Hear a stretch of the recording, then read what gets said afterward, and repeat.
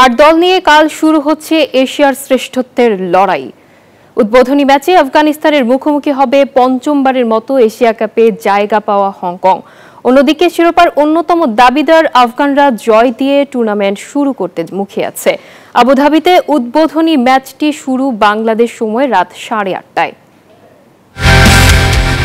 Asia কাপে মরুর বুকে 4 ছক্কার ঝড় ওঠার অপেক্ষা। সংযুক্ত আরব আমিরাতে এশিয়ার 8 দল নিয়ে শুরু হচ্ছে এই আসর। আফগানিস্তান হংকং ম্যাচ দিয়ে পর্দা উঠবে 16তম এশিয়া কাপের। বি গ্রুপে বাংলাদেশের প্রতিপক্ষ হংকং ও আফগানিস্তান উদ্বোধনী ম্যাচে লড়বে। হংকং টি-20 সংস্করণে এশিয়া কাপে দ্বিতীয়বারের মতো মাঠে নামছে।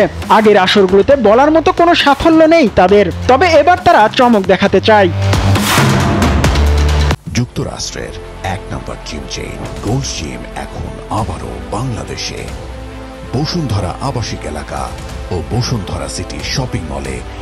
এক আসর পর এশিয়া কাপে ফেরা ইয়াসিন মুর্তজার দল প্রথম 3 ব্যাটারের উপরে সবচেয়ে বেশি আস্থা রাখছে, যার মধ্যে অন্যতম 2 ওপেনার বাবর হায়াত এবং অংশুমান রথ পাওয়ার প্লেতে রান তোলার কাজটা করবেন।